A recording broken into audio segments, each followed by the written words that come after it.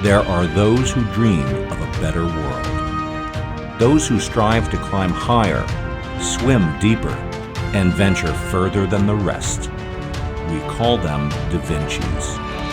We marvel at their genius and are awed by their unbreakable spirit.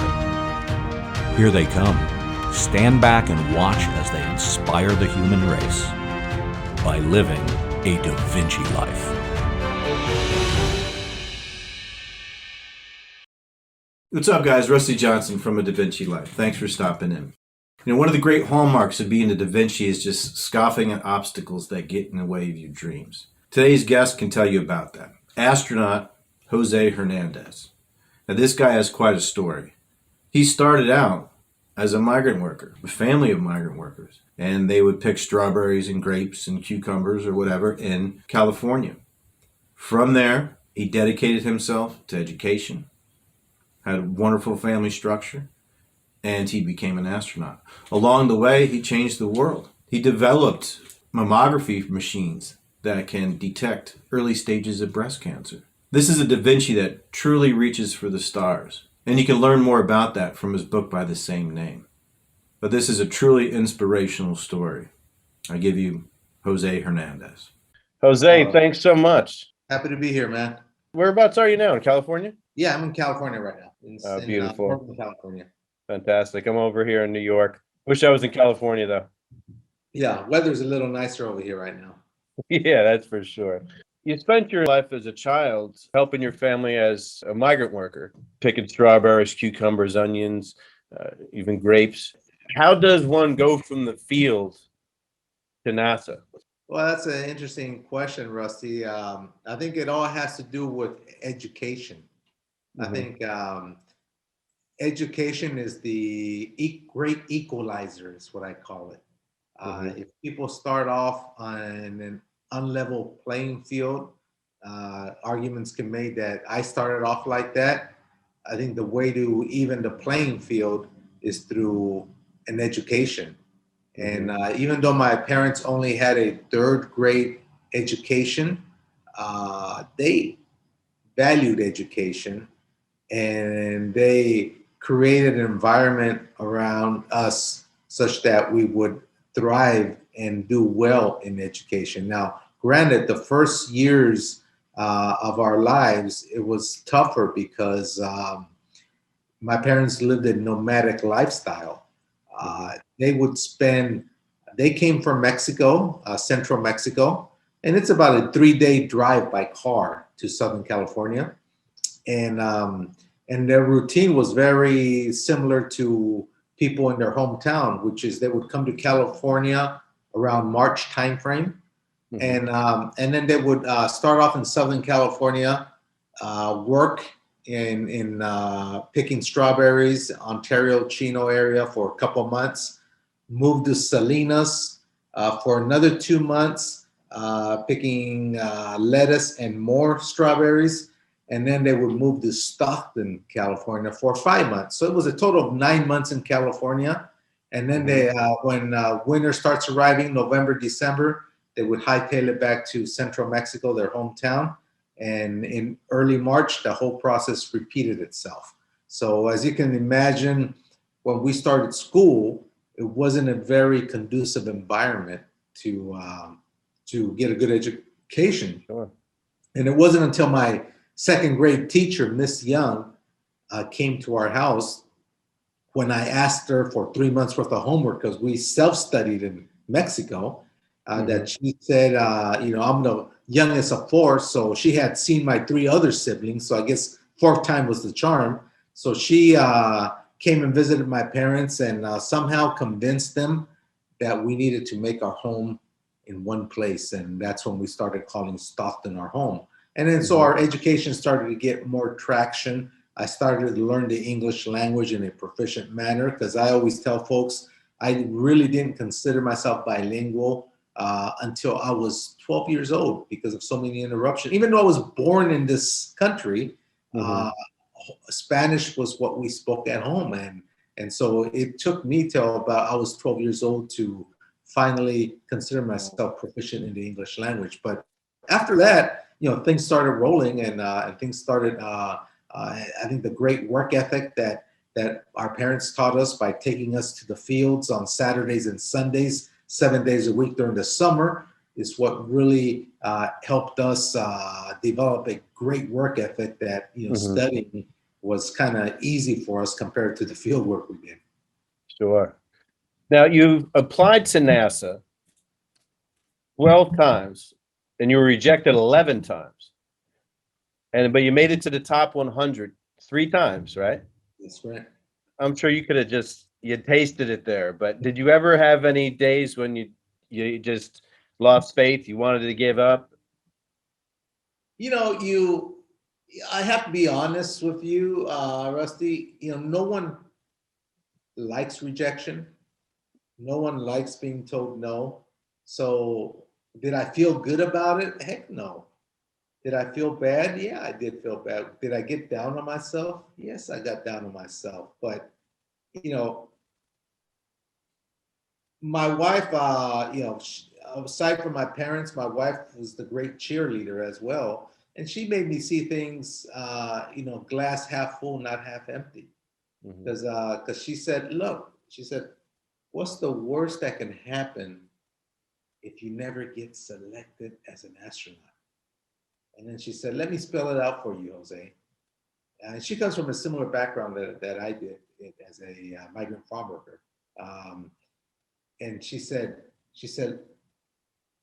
if you never get selected, just think about where you were as a kid and where you're at now.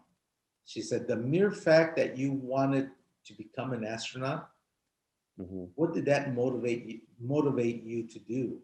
So it motivated you to go to college. It motivated you to go to graduate school. It motivated you to get a job at a premier national research facility, Lawrence Livermore National Lab. It motivated you to become a pilot, to get scuba certified, to learn a third language. Я понимаю по-русски язык. I learned Russian because I thought that would be advantageous, and NASA would look at that in a positive light. And she said, and you got this great paying job. I said, so she looked at me and she says, your consolation prize is not that bad. No, not at all. You're doing a great living, you're providing for us, and you're enjoying what you're doing. And, once she would do that, she would kind of keep my spirits up. I said, she's right. And then she said, and you should never give up because, the last sentence on the rejection letter always says, feel free to apply next time. So as long as they have that written there, you just keep applying. Eventually they'll want you. And she was right. And that's when 12th time was the charm for me. All right. Now, even at that time, working for that company, you worked on developing full field mammography machines, correct? That's right. When I was at Lawrence Livermore Lab, one of the things that you have to be is, I always tell folks, is you got to be strategic in managing your career to reach your ultimate goal, right? And so when I first started at the lab, the very first job I got was in a Star Wars type of project, which is a defense shield, putting up an X-ray laser up in space, a nuclear pumped X-ray laser. And it was called the X-ray laser program. And fresh out of college, I started on that. I had an offer to work in 3 different projects at the lab. I picked that one. Because it was something that was going to be deployed up in space. So I was going to learn how to put hardware up in space because space is a very, very tough environment for electronics. It goes through hot and cold cycles in vacuum of space and radiation bombardment and all that. And your electronics has to keep working. So you have to harden it in a certain way. And so I figured, NASA is probably going to be interested that I have that type of experience. So I took that job and I worked on it. And when that project got canceled, instead of running off to another project, a colleague of mine, actually my boss and I, said, hey, we developed such good technology here. It's a shame to mothball it. So let's build let's try to build something out of it. And that's when we worked on the first full field digital mammography system for early detection of breast cancer. So we were the first ones to build such a system, which is the project I'm most proud of. A lot of people tell me, you must be most proud of going to space. I said, no, it's this one, because this one saves lives. And so we worked on that. And I figured NASA would be interested in it because it's medically related. Any medical background I get is a plus for NASA. And finally, a job came in the nuclear non-proliferation arena that took me to Russia a lot. Well, I'll tell you, I didn't take that job because I wanted to get to know Siberia in the middle of winter. I took it because I had heard an announcement that Russia and the US signed an agreement to build what was going to be the International Space Station. And so it didn't take a rocket scientist to figure out, even though I was one, to figure out that we were going to be working with the Russians up in space. And so it behooved me to get this job. Not only that, but then tell my boss if I could take when I'm stateside, if I can have a one-on-one language instructor so I could learn Russian. He said, knock yourself out. And so these are the things that I did to prepare me for the end goal of wanting to be an astronaut. So it's not just getting a job and then working it, but saying, okay, how can I position myself in a way of getting experience that year after year makes me more and more and more attractive to NASA. And that's why I made those decisions along my career. And what was going through your mind that first moment when you buckled into Space Shuttle Discovery, ready for takeoff? Oh man, the first thing that went through my mind is be careful what you wish for because it may come true. Well, you figure, man, you're on top.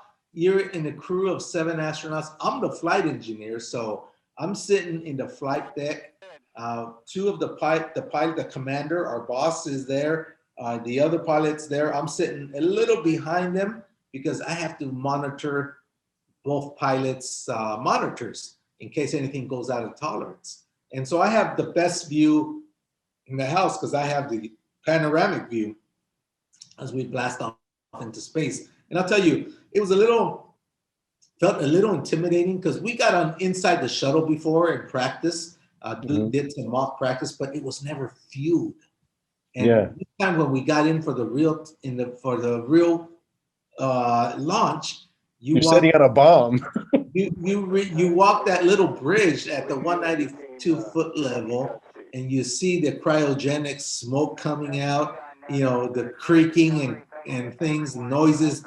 It's like a beast that's about to come to life. You know, and here you are climbing it, aboard it, and you're gonna explode a bomb in a controlled fashion to get you up into space. And so it felt a little disconcerting, but I'll tell you what, Rusty, once we reach 0 ignition, it's all muscle memory. It's kind of like an athlete that trains. It's all muscle memory because now you're focused. Now you're in the zone, scanning your screens and making sure everything was within tolerance, making the calls to both the commander and the pilot along our flight path, and doing all the things you're supposed to be doing. So I tell you, it only takes 8.5 minutes to get up into space, Rusty, and you go from 0 to 17,500 miles an hour in 8.5 minutes. I mean, it's the best ride Disneyland could ever hope for. It's the ride of a lifetime, but it's great. So you spent time in the International Space Station up there. What exactly were you doing? Our mission was a 14-day mission, and we were the second to last mission to complete the construction of the International Space Station. And so we were doing the final touches of the construction of the station. So we brought aboard the shuttle more than 7 tons of equipment that we had to install in the station. Now, most of that equipment was installed inside, but some of it was installed outside. We had to install an ammonia tank assembly, cameras, antennas on the exterior. So 3 of my buddies conducted 3 spacewalks in groups of 2. during the mission to install the equipment outside, and we installed the equipment inside. I'm the flight engineer, so they don't, because I'm in charge of the shuttle, they won't let me go outside because something could go wrong inside, and they need to have me to be able to fix it, or at least diagnose it and help mission control help us fix it. So I didn't go outside, but it's kind of like being the second to last mission to complete construction of the station. You could kind of, the analog is we were kind of like the movers. You know, the house is built, the structure's there. Now we got to bring in the furniture and the refrigerator and everything that they're going to be using for experiments. All the experiment racks we had to install, make sure they operated, make sure they communicated on the downlink with Mission Control Houston, all these things that we had to do. So it was a very, very busy 14 days. Sure. Now, it's been said that when people see the Earth from the International Space Station, they have the overview effect, where they see the Earth not as hundreds of countries and cultures battling it out, but as one united group of humans on the planet. Did you feel that? If so, do you still feel it now? Absolutely, absolutely. Unfortunately, when someone makes comments like that, like I did, it tends to get politicized, and that was far beyond my. That was the last thing on my mind, is to politicize a statement. But I remember they told me, how did you feel when you first looked at Earth? And I explained it to them. I said, it was just an amazing feeling. Words can't do it justice. I said, I remember unbuckling my seatbelt, floating for the first time, pushing myself towards the window, and we were flying over North America. And I said, you can tell Canada, the US, and Mexico, but the beautiful thing I told them that I saw was I couldn't tell where Canada ended and the US began. I couldn't tell where the US ended and Mexico began. And my conclusion, my closing remarks was I had to go out of this world to realize that borders are human-made concepts designed to separate us. And how sad, because down there, from my perspective, we're just one. And I'll tell you, it was a harmless statement, just like I said it right now, Rusty. And I'll tell you, the New York Times and the LA Times had headlines that says, Mexican-American astronaut proposes open borders. So I love the media. You gotta be kidding me. So my NASA lawyers were waiting for me when I landed and wanted to talk to me about that. And and the good thing is I caveat everything when I talked about this. I said, in my personal opinion. So that's what got me off the hook from the NASA lawyers. They couldn't touch me, but man, they wanted to hide because I created so much work for them. I said, look, I said in my personal opinion. So few words that saved you right there, huh? Exactly. Now, how did it feel when on your way back from the station, because of weather, you got diverted from Florida to California? So when you're landing in California, you actually landed just about 80 miles from the place you used to pick strawberries from. How did that feel? I always tell in my conferences, because I give motivational conferences, Rusty, I always tell people, this is what I call poetic justice.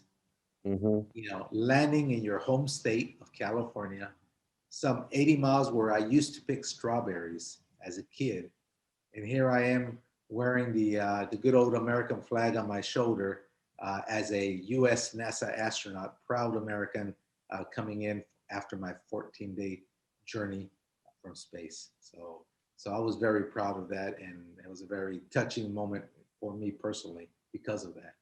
It's beautiful. It gave me chills when you told it. Yeah, that's incredible. Now, what are you doing now? What's in the future for you at the moment?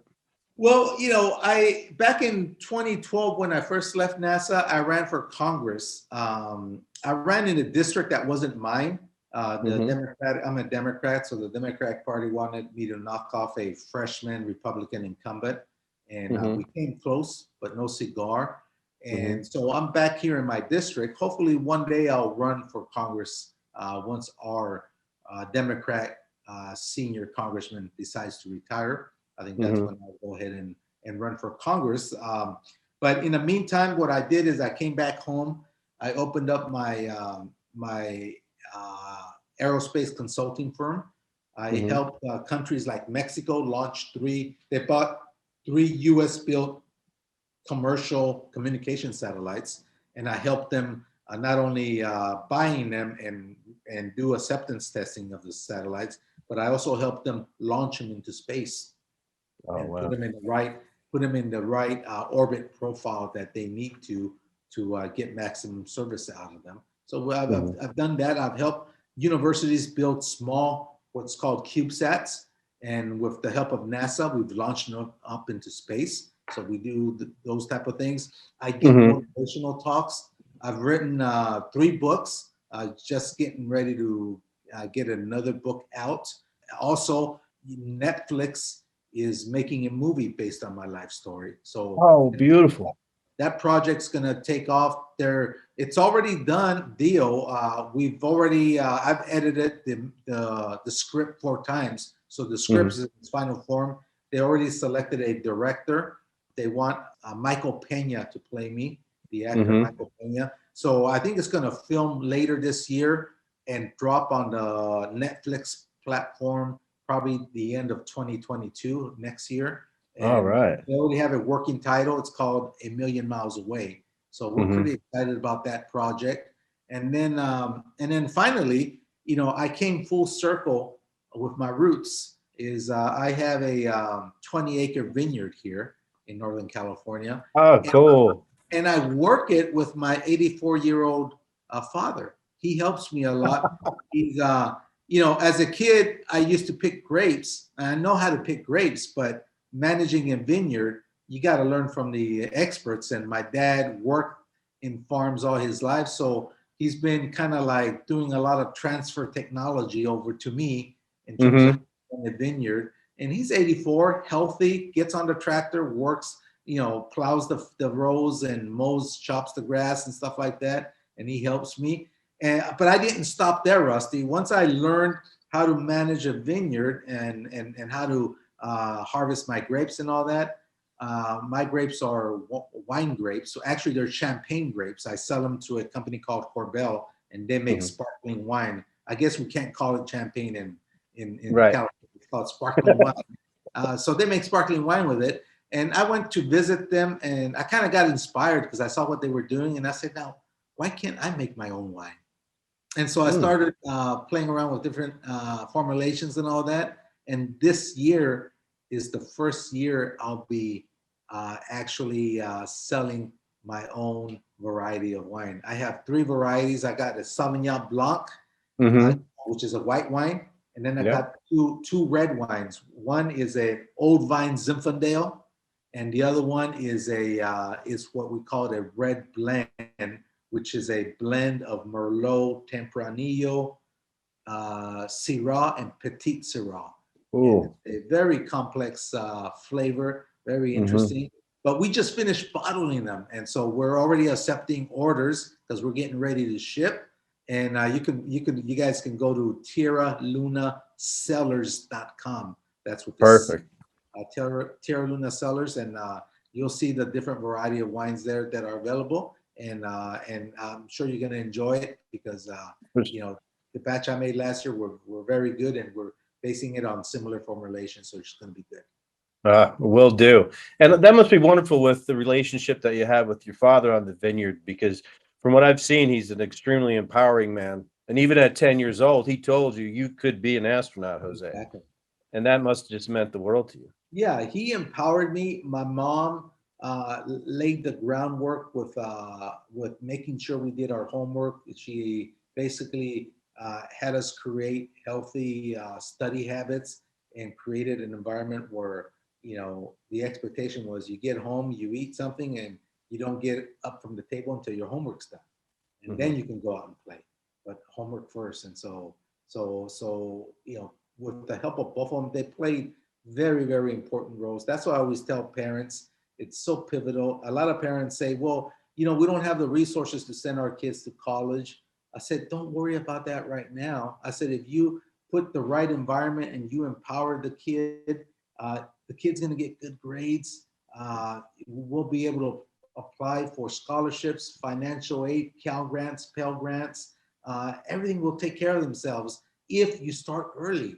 If you start too late, then yeah, it's going to be an uphill battle. But if you start early and this kid becomes a good student, there's a way to get into college. There's a way to pay for college. And so that's what I always tell parents during my conferences, that, resources, the best resource you can give your kid is setting up an environment where they can actually thrive and get a good education. Don't worry about college finances right now. Obviously, save up for it if you can, but that's not the important part. The important part is spending the time with your kid and empowering the kid to believe anything is possible with hard work and perseverance.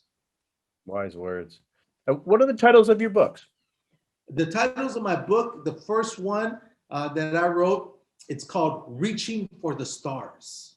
It's a self-penned autobiography. I wrote it myself. They say engineers can't write. I proved them wrong. I wrote my own autobiography, which is very, you'll see it. It starts from when I have memory all the way to where I got selected as an astronaut. So it takes them through the journey. I share that 6-ingredient recipe, the 6 being mind, perseverance, in that book, and it's a good book. And then after that, parents started to ask me to write a children's book so they can read to their kids at 5, 6, 7, 8 years old. And so I wrote a bilingual book called The Boy Who Touched the Stars. And it's basically a summary of my Reaching for the Stars self-penned autobiography, but it's down to the level of a kid where he sees pictures, and it's just, big overview picture of how I became an astronaut. And so, it gets them thinking about the fact that, hey, I got to work hard. I got to do well in school if I want to become an astronaut. I want to become a doctor. And, at the very end, I asked them, what's their dream? So I tell them I shared my dream. Now what's yours? So it stimulates conversation between them and their parents of what they want to be when they're kids, or when they grow up. And so I did that. And then once I wrote that, the publisher then asked me and said, well, now that you've got the adult book, now that you've got the children's book, said, why don't you write a middle reader book?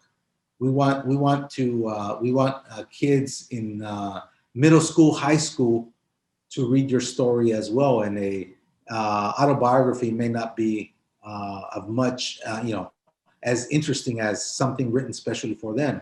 And man, I kind of hesitated on that because I said, well, I'm not sure what else to write. I mean, you can only write this stuff so many times, so many ways. I can understand the adult autobiography and then the children's book, but then what the heck do I put in the middle? And so I started thinking, and I said, you know what? I'm going to do this one different. I'm going to take him on a 14-day mission to the International Space Station. So the book starts where I'm sitting as a flight engineer in the flight deck, and the countdown is beginning. And I take him through the 14-day mission so they get the experience of what an astronaut does for 14 days up in space. But in key points, I have flashbacks.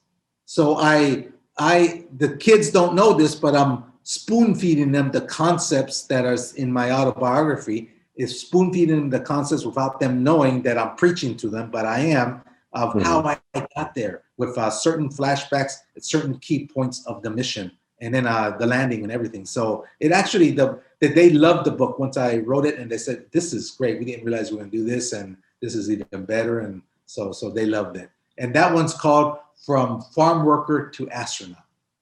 Nice. And you can find them in Amazon.com. Or if you want them autographed, they'll cost you a few dollars more, but it goes to my foundation, Reaching for the Stars. You can order them through my website, tierralunaengineering.com. There's a little store there, and you can order them. And I personally sign them and dedicate them any way you want. Like you can say to my brother Billy, in Reach for the Stars, and then I would sign it. If that's what you write, that's what I'll write, and I'll sign it. And Oh, so perfect.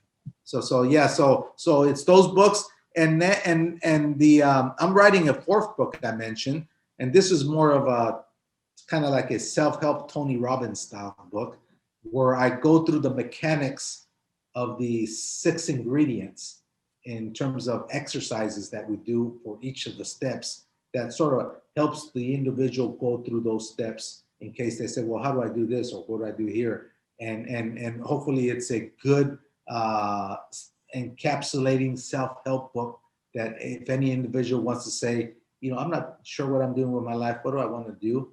Well, remember the first step is decide what your purpose in life is. And so I dedicated a whole chapter on how you can go about doing that. And then recognize how far you are. And then I go through a whole chapter talking about, hey, what's your reality here? No kidding. Let's not lie to each other. What's your current reality? Where are you at? You recognize where you're at? You know how far you are from your goal? You know what you need to do? So, it's a come to Jesus kind of chapter that says, hey, don't lie to yourself, because it's only going to make your job even harder to get there. Right. If you're starting from a false position kind of thing. It's those type of things that I do. So that one's going to come out probably in June, July. So I'm very excited about that one too. Wow, what a great concept. Now, for young immigrants of today, what advice do you have for them? Well, I mean, it's the same advice that my father said to me. It's that 5 ingredient recipe. Is that, I think I'm living proof that sky's not the limit anymore. The stars are. And so I always tell kids, it's okay to dream big. You can dream big, but you got to be willing to put the work and the preparation to convert that dream into reality. Because it does you no good to dream and then not work hard towards it. So I would tell the kids, work towards turning it into a reality. How? Look at my 6 ingredient recipe, and you'll see that it's broken down very simply there. And it's not going to be easy. It's hard work. The recipe is simple, but the work is really hard. But if you really want it, man, you can do it. Well, Jose, you are a national treasure. And I want to thank you so much for coming on the show. It's been fantastic, and a dream of mine for a while. I've been following you for a good long time. My wife's an immigrant from Peru, so I have a little Latin connection there going. Yes. But you're guilty thank by you so much. association. Pardon me? You're guilty by association. Exactly. Well, thank you so much, Jose. I know you're a real busy man, and you have a fantastic day. Again, I appreciate you coming so much. Thank you, Rusty, and a big hello to all your followers. And hopefully this is one of your best episodes, and hopefully people will enjoy it. And like I said, we're here to inspire, and we're going to keep working hard and just try to push STEM, science, technology, engineering, and math, because the more people that get involved in that, that's what makes our country great. So technology is what we need, and we need to engage every segment of society to get involved in that. And that's what we're trying to do. And you're an inspiration, my friend. Thank you so much, Jose. Take care. You have a wonderful day, fam. Bye-bye.